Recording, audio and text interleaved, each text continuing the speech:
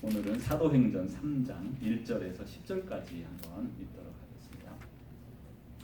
저희 우리 교도가요 한번 저희 읽어볼까요? 제가 먼저 1절 읽겠습니다. 제9시 기도 시간에 베드로와 요한이 성전에 올라갈새 나면서 못 걷게 된 이를 사람들이 메꾸니 이는 성전에 들어가는 사람들에게 구걸하기 위하여 날마다 미물이 나는 성전문에 두는 자라.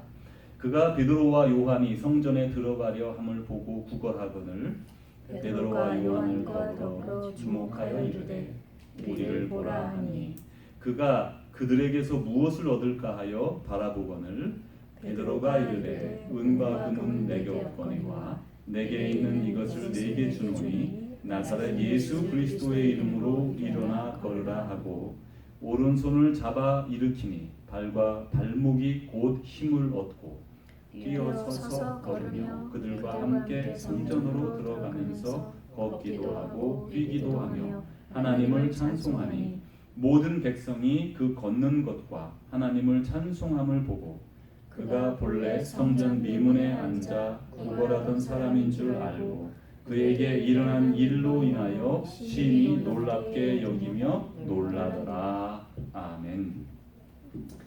네.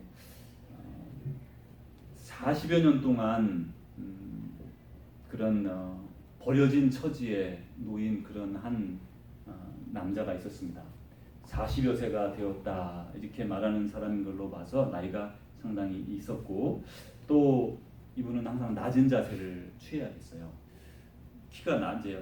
다리를 못 쓰니까 하체를 못 쓰니까 이렇게 상체로만 있는 낮은 자세, 모든 사람이 올려다 보이는 자세고 그리고 자기 삶의 자리도 참 낮았습니다.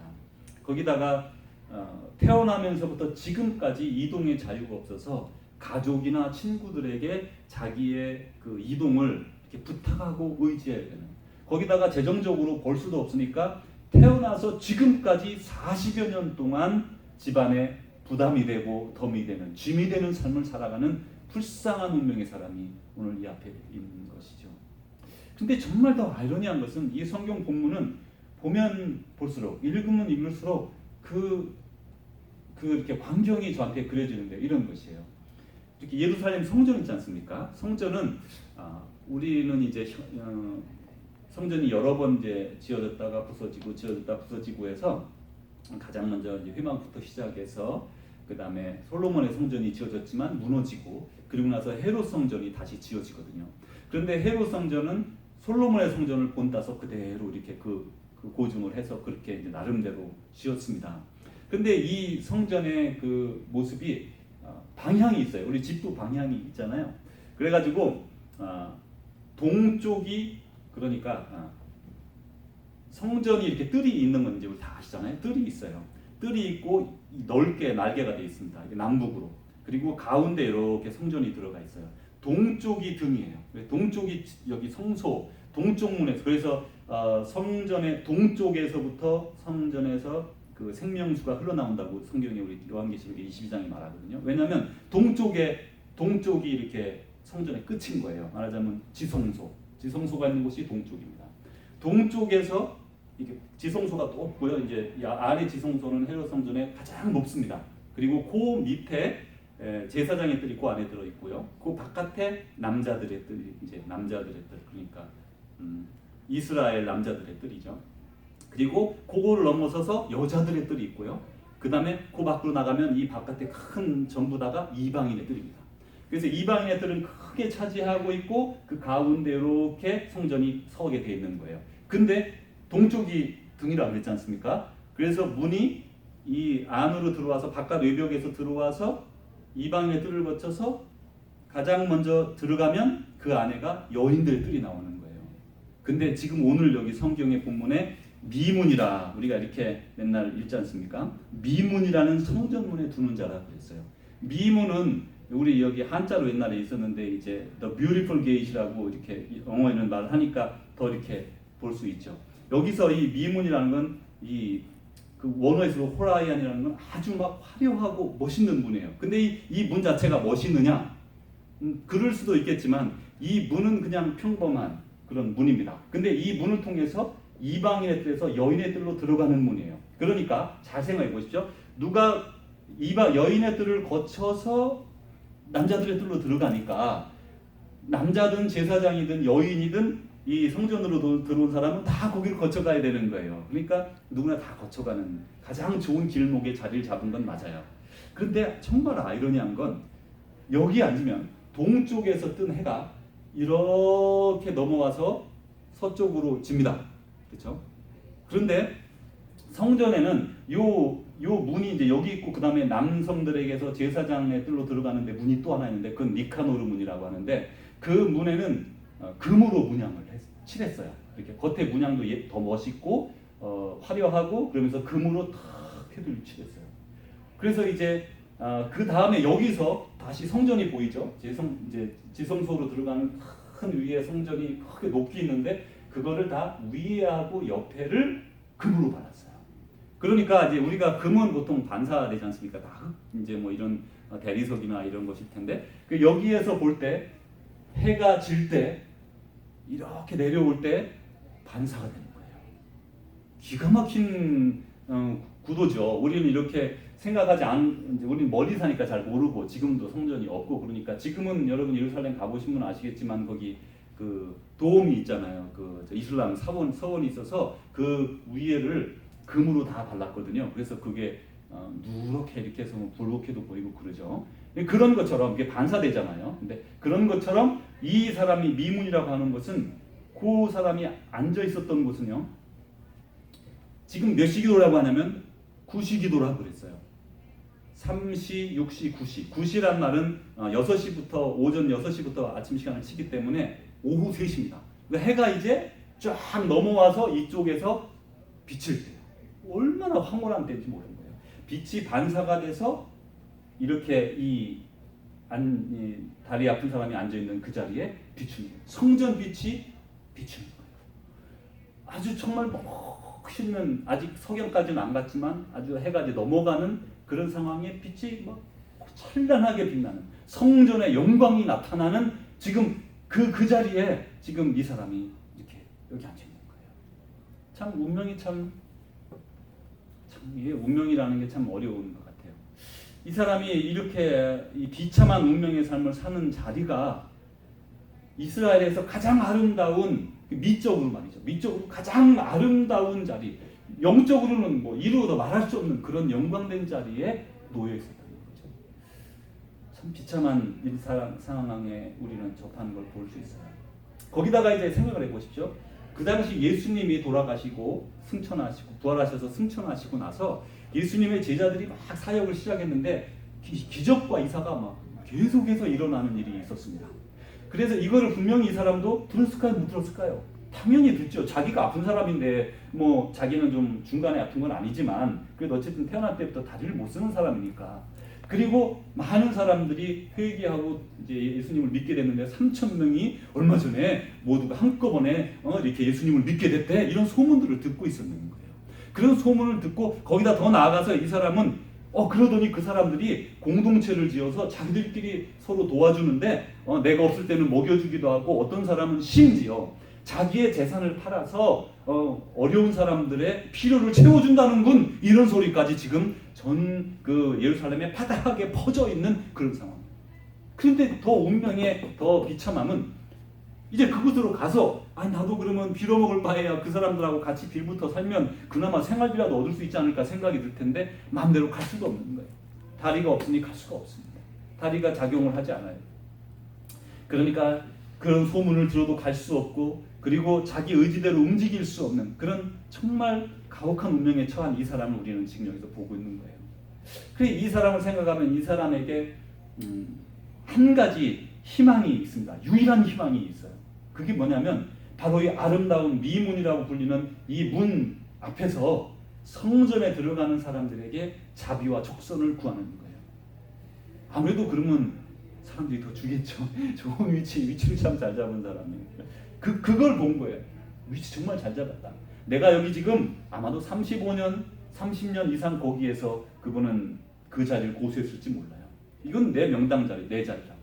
그리고 그분에게 유일한 소망이라는 거는 지나가는 사람들, 들어가는 사람들, 예배드리러 가는 사람들, 불가지척인데 그걸 가지 못하죠. 이 사람은 여기에서 그 사람들의 그 손을 바라보며 그 지나가는 사람들이 자기 불쌍히 여겨서 적성하길 바라는 그 손, 그게 유일한 희망이었다는 거예요.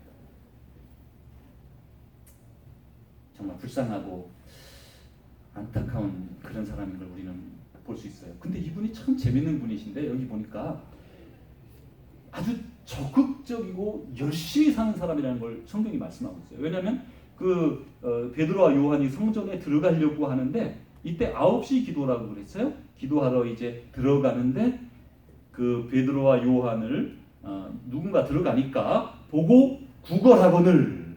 그냥 가만히 있어도 되지 않습니까? 뭐 또 사람 지나가는구나 그냥 주겠거니 하는데 한 푼 줍시오, 한 푼 줍시오 하고 이렇게 열심히 성실하게 구걸하는 그런 열심히 있는 사람이었죠. 자, 이제 여기서 이제 잠깐 우리 기도 9시 기도에 대해서 한번 생각을 잠깐 해보겠습니다. 9시 기도, 또 베드로가 집에서 6시 기도 시간에 보자기가 내려와서 잡아먹으라 하는 게 6시 기도 시간이에요. 6시는 12시입니다. 그때 배가 고팠다 그랬어요. 그래서 그 내용이 나오죠. 배가 고픈데 막 보자기 안에 같은 것에 막 먹을 것들이, 동물들이, 못 먹는 동물들이 있더라 이렇게 말하죠. 배가 고플 때. 그렇죠? 지금 오후 3시 기도를 말을 하고 있어요. 이제 이스라엘에서는, 그러니까 예수님의 제자들이 따로 모이기 전에부터 전통적으로, 그러니까 유대의 전통적으로 9시 기도, 12시 기도, 3시 기도가 있었습니다. 그리고 그게 어떻게 이어졌죠? 그리고 지금도 동방정교회나 개톨릭에서는 9시 기도, 12시 기도, 3시 기도를 조금 이렇게 다른 시간에, 꼭 그 시간에 하는 건 아닙니다만은 시간을 약간씩 바꿔서 5번, 수도원에서는 5번, 그리고 보통 자기의 삶 속에서 특별히 사목하는 우리 신부님들이나 수도사뿐 아니라요. 보통 사모가는 신부님들도 다 그 시간에 이렇게 기도하고 예배합니다. 이제 성당 신부님들도 그렇게 한다는 거예요. 자기가 서품을 받으면서부터, 연습은 이제 서품 받기 전에 신학교 다닐 때부터 하고요. 서품을 받으면서부터 죽을 때까지 이 기도를 지킨대요. 전 여기 아주 깊은 의미가 있다고 봅니다. 이걸 우리 이제 이 개톨릭에서, 우리는 제가 동방종교의 용어는 잘 이렇게 모르겠습니다만은 그런 나름 자체 용어가 있는데 우리가 이제 divine office라고 영어로 말을 해요. 이거를 한국말로 하면 성무일도라 이렇게 말을 합니다. 그래서 보통 아침 예전에 원래 수도원의 규칙에는 새벽 2, 3시에 일어나서 찬양을 드렸어요.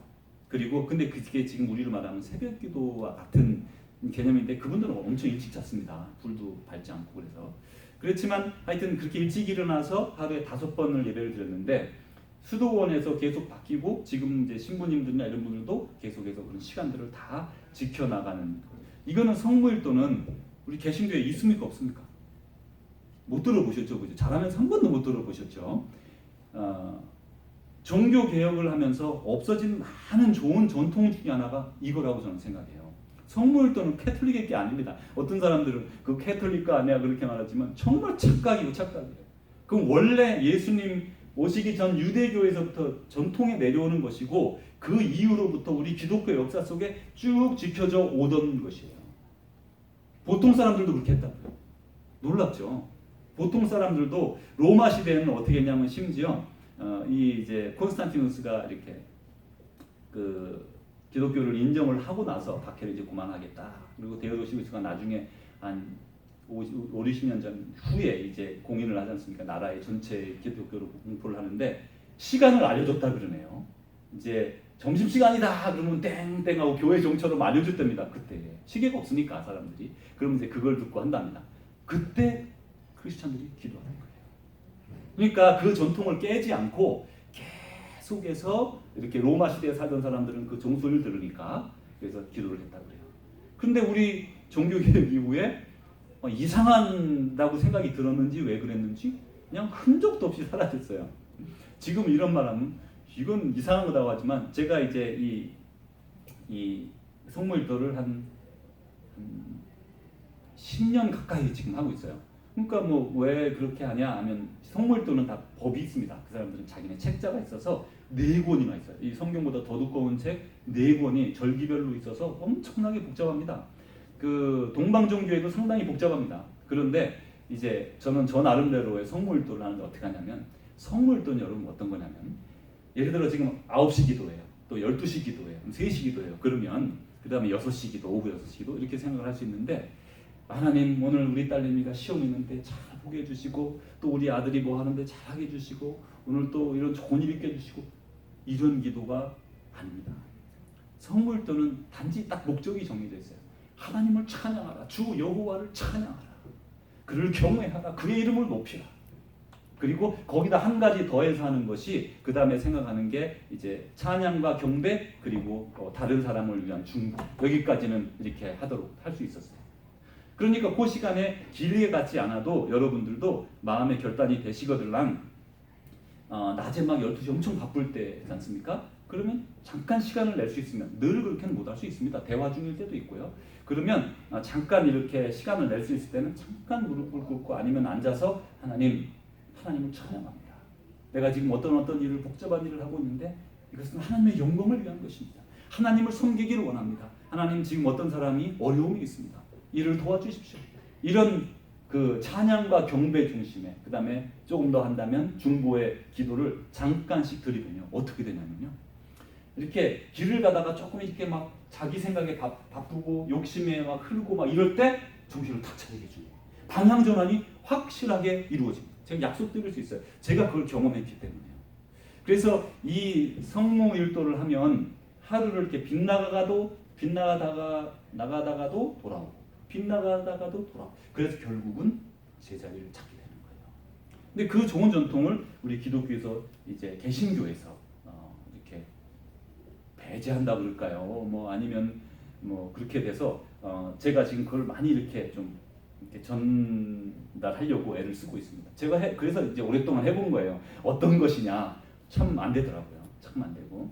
그래 이제 하여튼 이분이 지금 9시 기도, 예수님의 제자 베드로와 요한이에요. 이분이 9시 기도 시간, 오후 3시 기도 시간에 지금 성전에 기도하러 들어가고 있는 겁니다. 여기서 이제 우리 얘기를 잠깐 해보려고 합니다. 우리 인생 여정에도 많은 굴곡이 있어요. 높고 낮은 산을 넘어야 하고요. 깊고 또 어쩔 땐 또 별로 안 깊은 그런 골짜기를 다 지나가야 합니다. 근데 이제 우리가 그런 가운데 그런 문제에 이렇게 집중하게 되면, 지금 이 사람 뭘 보고 있냐면, 이 사람 지금 사람들의 그게 유일한 소망이거든요. 사실 그거 가지고 먹고 사는 거 아닙니까? 그러니까 유일한 소망인 사람들의 손만 바라보는 건데, 그러다가 어떤 때 어떤 사람이 그러잖아요. 이렇게 홈리스 같은 분 50불짜리 100불짜리 이렇게 탁 주면 손만 보다가 하고 사람을 쳐다보잖아요. 그런 영화 같은 것도 본 적이 있어요.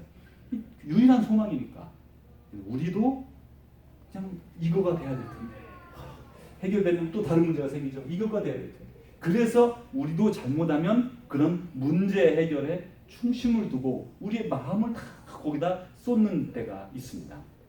이제 이럴 때 우리가 기억할 수 있는 말씀이 베드로를 생각할 수 있어요. 베드로는 예수님하고 같이 한 배를 타고 예수님 그 바다 위를 걸어오시는 그 예수님 보면서 저도 좀 걷게 해주십시오. 그래서 무리를 걷다가도, 예수님과 함께 걷다가도 그 풍랑이는 바다를 보면서 두려움에 사로잡히죠.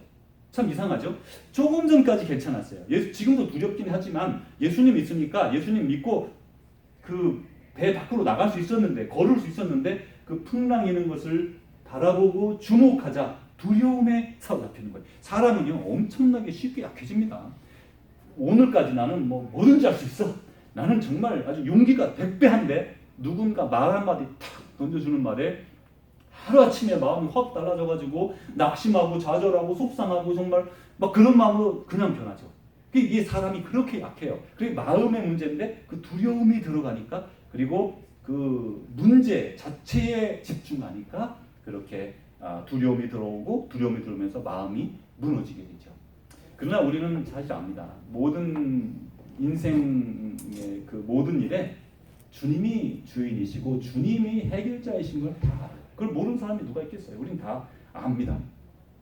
가끔은 주님이 좀 기다려라 그러실 때 우리가 좀 곤란하죠. 지금 당장 해결해 주시면 그 가장 좋겠는데 어쩔 때는 그렇게 병이 낫기를 간구해도 하루가 가고 이틀이 가고 사흘이 가고 나흘이 가도 병색이 짙어지기만 할 때가 있어요. 어쩔 때는 나의 이런 상황이 하루빨리 좀 개선됐으면 좋겠는데 정말 주님 저희가 정말 바랍니다. 주님이 저 아시잖아요. 하면서 이렇게 안타깝게 간구해도 이루어지지 않는 때가 있어요. 왜냐하면 그것이 하나님의 응답이기 때문에 그래요. 근육을 만들려면 운동을 계속해야 근육이 생기잖아요. 우리가 시련 가운데 있게 되면 믿음의 능력이 생기죠. 담력이 생기죠. 그거를 통과하고 났을 때에 다시 그런 것에 흔들리지 않습니다. 그래서 하나님은 우리의 고난 가운데 뜻이 있어서 우리가 당장 해결되는 것도 해결이지만 그러나 하나님 우리를 견디게 하시는 것도 하나님의 한 가지 해결 방법 중에 하나라는 걸 우리는 알 수 있죠. 자, 이제 베드로와 요한이 불쌍한 사람을 주목해서 보고 말합니다. 여기 오늘 4절에 보니까 베드로가 요한과 더불어 주목하여 이르되, 이 사람은 지금 베드로 요한을 안 보고 있어요. 그냥 한 푼 줍시오만 말하죠. 근데 우리를 보라 이렇게 말을 했습니다. 근데 제 생각에 우리를 보라 이렇게는 절대 말 안 했을 것 같아요. 그래가지고 여기 제가 이렇게 번역을 했어요. 우리를 좀 보세요. 공동 번역에 우리를 좀 보시오. 다 마찬가지긴 한데 여러분 생각이 어떠세요? 우리를 좀 보라 그랬을 것 같으세요? 저는 그랬을 것 같지 않아요. 이 사람 나이가 40이 넘었고 물론 베드로와 요한도 나이가 있는 사람들이지만 함부로 이렇게 반말로 했을 것 같지는 않습니다. 근데 이제 이 나라 말에도 영어처럼 뭐 그게 반말이 있고 막 그런 헬라어가 그렇진 않아요. 블랙슨 에이스 헤마 이렇게 여기서 look at us 영어는 반말이 없잖아요. 그래서 한국말 번역은 저는 이런 면은 이렇게 별로 동의가 안 됩니다. 좀 우리를 좀 보시오, 우리를 좀 보세요 이렇게 말을 합니다. 그것도 부드러운 말로 했을 게 분명합니다. 이제 그 음성을 이 사람이 듣게 되죠. 우리도 마찬가지예요. 우리도 문제 가운데 이렇게 우리가 문제에 막 집중될 때가 있어요. 막 겁이 나니까, 두려우니까, 여기에 빠져서 막 어떻게 될 것 같으니까, 미래가 불투명하다고 느껴지니까. 그러면 순간에 이거 정말 주님이 계시지만 계심에도 불구하고 내가 두려움에 사로잡히는 거죠. 그 두려움의 마음을 뺏기고 그 문제에 막 집중하고 이것이 안 되면 절대 안 되는데, 이것이 안 되면 내 미래는 없어지는데, 이런 생각이 막 들 때가 있어요. 저와 여러분에게 지금 그런 게 있습니까? 그렇다면 오늘 특별히 오늘 말씀을 통해서 우리는 주님의 음성을 들을 수 있어요. 여기서 오늘 이렇게 말씀하시죠. 베드로가 한 말입니다. 그러자 베드로는 나는 돈이 없습니다. 그러나 내가 줄 수 있는 것은 이것입니다. 나자렛 예수 그리스도의 이름으로 걸어가시오. 이렇게 말했다고 합니다. 은과 금은 내게 없거니와 내게 있는 것으로 내게 주노니 그리스도 예수 그리스도의 이름으로 일어나 걸어라. 이렇게 말을 했어요. 일어나 걸어가십시오 라고 말을 했습니다. 나는 돈이 없습니다. 그러나 내가 줄 수 있는 것은 이것입니다. 나사렛 예수 그리스도 그분이죠. 내가 줄 수 있는 것으로 줄 수 있어요. 나사렛 예수 그리스도 그것을 드릴 수 있어요. 제가 이렇게 마켓 앞에서 이렇게 전도할 때 전도라고 말하면 좀 틀리고요. 교회를 소개하고 인사하고 이렇게 할 때 이렇게 아이스박스를 하나 가져갑니다. 그래가지고 그 아이스박스에 시원한 물을 제가 이렇게 넣어서 그 전날 냉장고에 다 넣어놨다 가져가거든요. 그러면 이제 사람들이 뭔가 궁금해하고 뭐 주는 거 아닌가 그 앞에 서 있으니까. 근데 제가 그 가져가는 목적은 한 가지예요. 그 교회 소개하는 거 나눠주면서 받았으니 고맙습니다 하면서 물을 드리느냐, 그게 아니고요. 그 물은 연세 드신 분들 아니면 약한 분들 이렇게 보면 있어요. 약해 보이는 사람이 있어요. 아니면 지금 너무너무 갈증을 느끼는 사람들, 아니면 어린아이가 있는 집, 그런 집만 주는 거예요. 어떤 사람들은 그건 안 줘요 그래가지고 물 드리는 경우도 있지만, 저는 그 물은 제가 드리는 물은 생수가 아니거든요. 그냥 물 한 모금, 노인들이 막 어지럽고 막 열받으면 막 그러잖아요. 햇빛을 받으면. 그러지 말라고, 연세 드셨으니까 가져가는 거예요.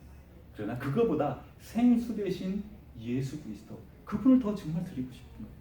그 물은 그분들 위한 게 아니에요. 그 어떤 분은 달라 그러면 이건 이렇게 나이 드신 분들 드리려고 가져왔어요. 그럼 그러냐고 그런 분도 있고 그런데 이렇게 어떤 분들은 그래요. 제가 물을 드리고 분명히 뭘 갖고 있잖아요. 그것도 색깔이 녹색이고 알록달록해서 사람들이 이렇게 관심이 가는가 봐요. 저게 뭐야? 무슨 상품권이야? 다 상품권인 줄 아는 거 있죠? 그럼 제가 이제 그걸 안 드리고 이렇게 연수님에게 물만 드리면 그건 뭐요? 이러고 저한테 물어보는 분이 있어요. 그분에게는 뭐 이유가 있어서 제가 안 드리지만 그 잠깐 목을 축일 수 있는 그물이 아니라 예수 그리스도 그분이 전달될 때 우리가 돈으로 아니면 여러 가지로 이렇게 사람을 도와줄 수 있습니다. 그러나 궁극적으로 그거보다 훨씬 더 귀한 건 예수 그리스도 그분이에요. 물고기 한두 마리 더 줘봐야 며칠은 더 살 수 있지만 더 지낼 수 없습니다. 그러나 정말 물고기를 주시는 분 예수 그리스도 그분이 가장 우리의 삶에 필요한 것이죠. 이제 은과 금은 내게 없거니와 내게 있는 것으로 내게 주노니 그리스도 예수 이름으로 일어나 걸으라. 그러면서 베드로가 이제 그의 손을 잡아서 오른손을 잡아서 일으키니까 그분이 일어서서 뛰고 서서 찬양하며 이 베드로와 요한과 같이 성전으로 찬양하며 들어갔더라. 이렇게 말씀합니다. 인생의 대전환이 일어난 거죠. 이제까지는 오늘 얼마나 벌었나, 오늘 내가 가서 집에 가서 뭐 이렇게 내놓을만 한가, 또 밥은 먹고 살겠나 이런 생각을 가졌는데 지금 이후로부터 그 사람의 인생의 전환이 이루어진 다음에는 이제는 어떻게 하나님께 영광 돌릴까? 하나님을 찬양합니다. 하나님의 이름을 높이기를 원합니다. 이런 삶으로 삶의 자세가요 이렇게 완전히 변화된 새로운 삶을 우리는 지금 읽고 있습니다.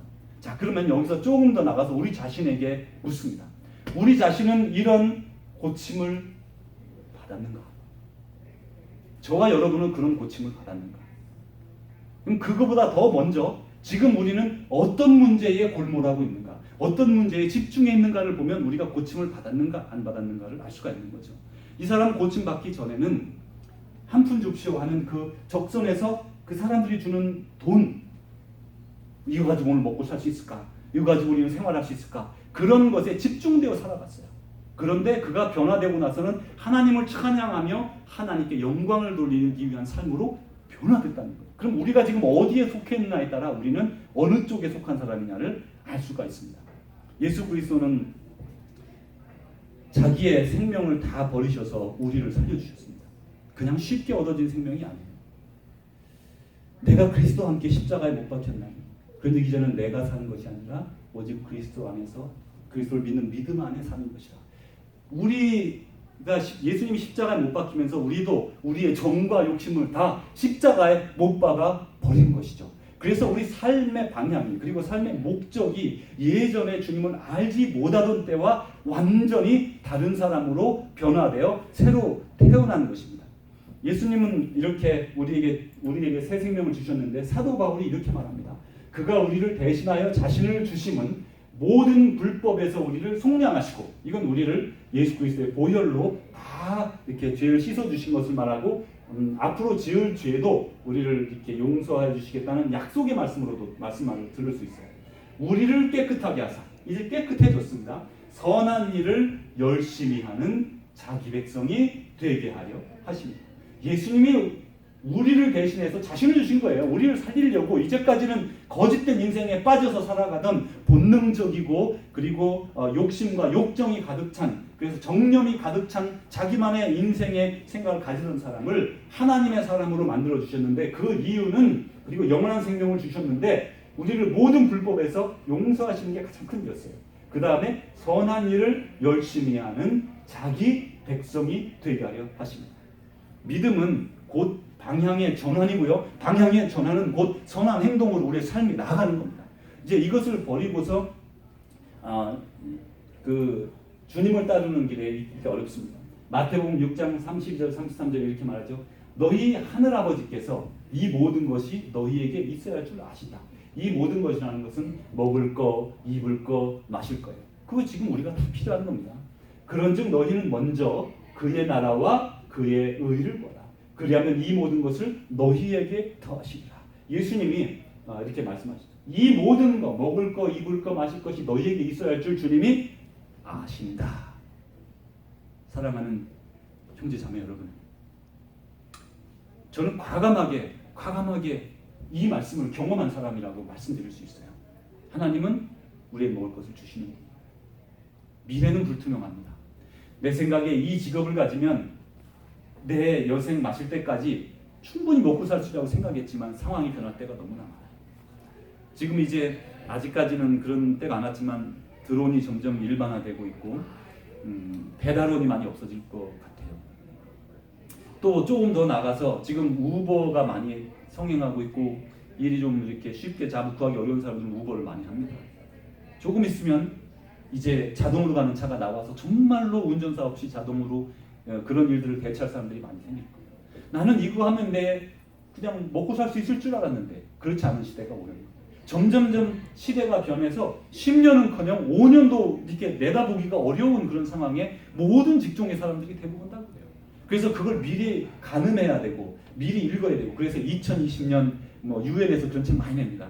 2020년 세계 변화 예고 이런 책들이 많아요. 저도 여러 번 있어요.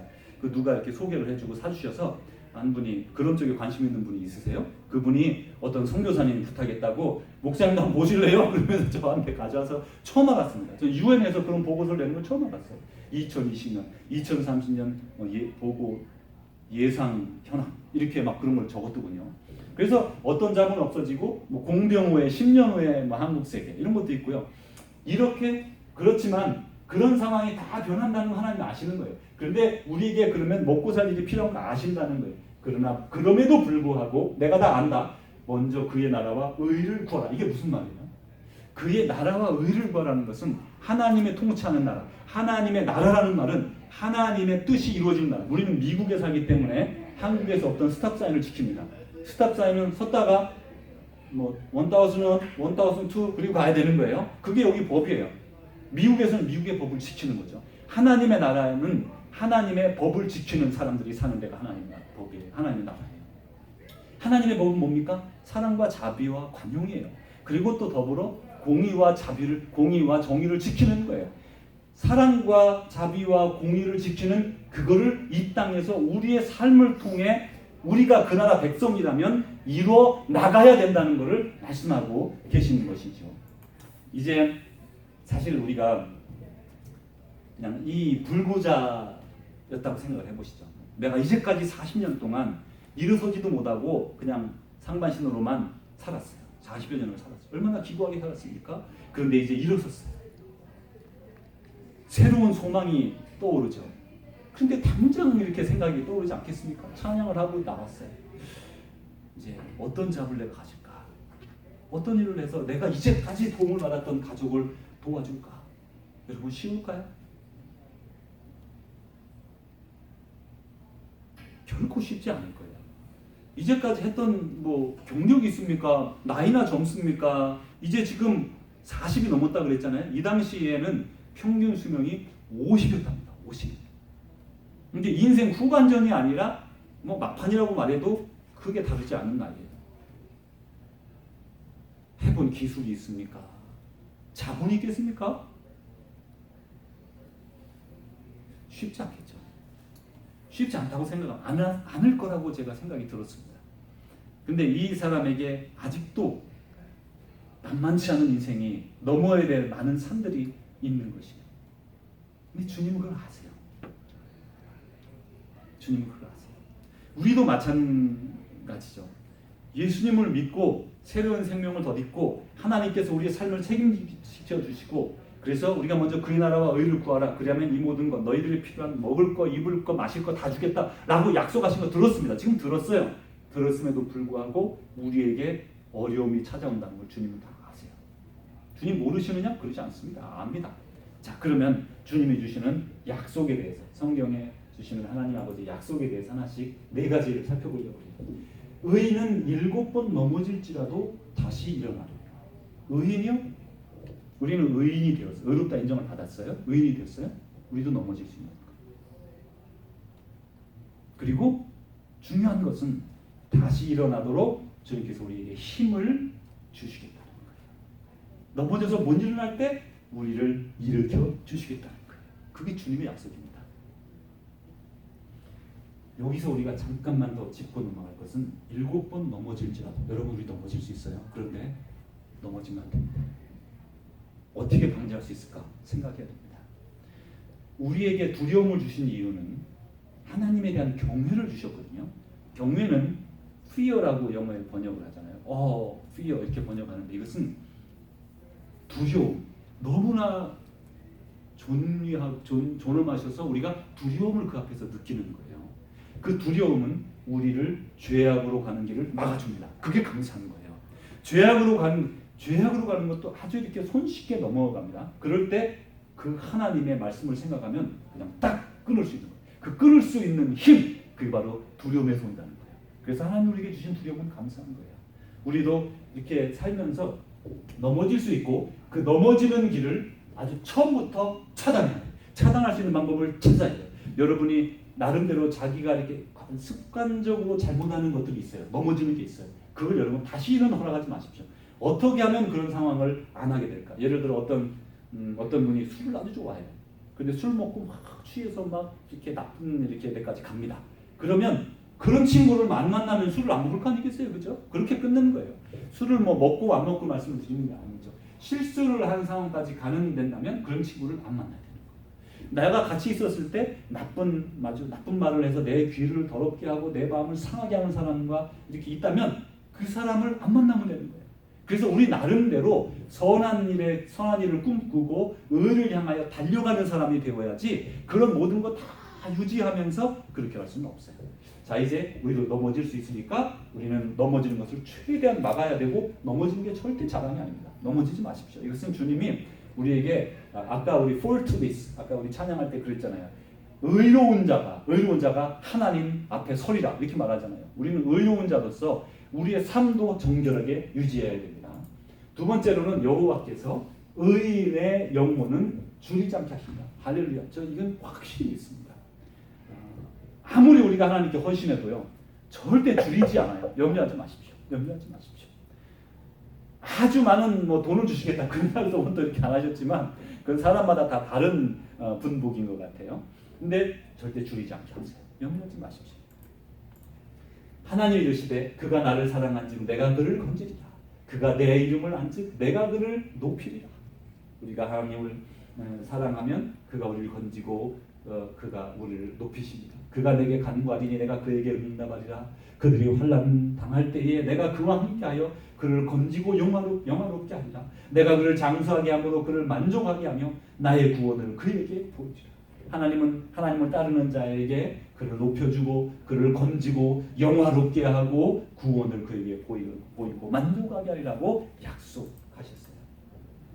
도둑이 오는 것은 도둑질하고 죽이고 멸망시키려는 것뿐이요 내가 온 것은 양으로 생명을 얻게 하고 더 풍성히 얻게 하려는 것이다. 주님이 우리에게 찾아오신 것은 양으로 우리로 생명을 얻게 하고 우리 새 생명을 얻었습니다. 그리고 나아가서 더 풍성히 얻게 하려는 것이다. 이렇게 예수님은 우리로 하여금 걱정하지 않도록 이렇게 충분히 여러 번 말씀하셨어요. 사도 바울이 이렇게 말합니다. 아무것도 염려하지 말고 다만 모든 일에 기도와 간구로 너희 구할 것을 하나님께 아리라. 그리하면 모든 지각에 뛰어난 하나님의 평강. 여기서 뭐라 그래요? 모든 지각에 뛰어나신 하나님의 평강. 하나님의 평강이 우리에게 오시는데 그분은 아무것도 모르는 분이냐? 그냥 걱정하지 마. don't care. 그냥 평화롭게만 지내라. 그런 말씀하는 게 아니에요. 모든 지각에 뛰어나신 하나님의 평강.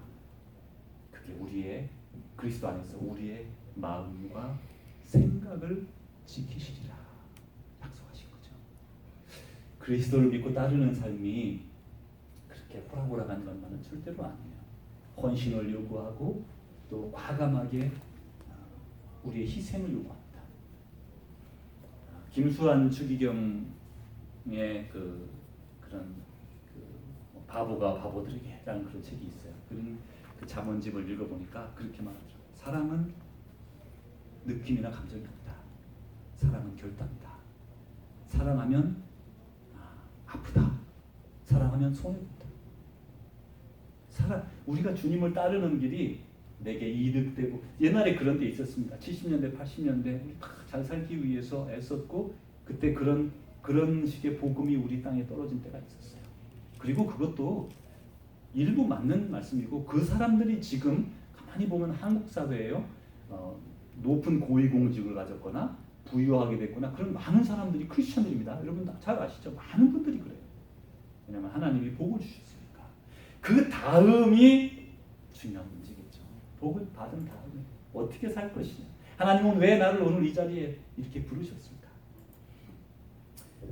모든 성경은 하나님의 감동으로 된 것으로 교훈과 책망과 바르게 함과 의로 교육하기에 유익하니 우리가 다 잘 알아요. 성경 말씀은 우리에게 유익합니다. 이는 하나님의 사람으로 어떻게 하게 하냐면 온전하게 하며 모든 선한 일을 행할 능력을 갖추게 하려 합니다. 우리는 말씀을 가까이 해야 돼요.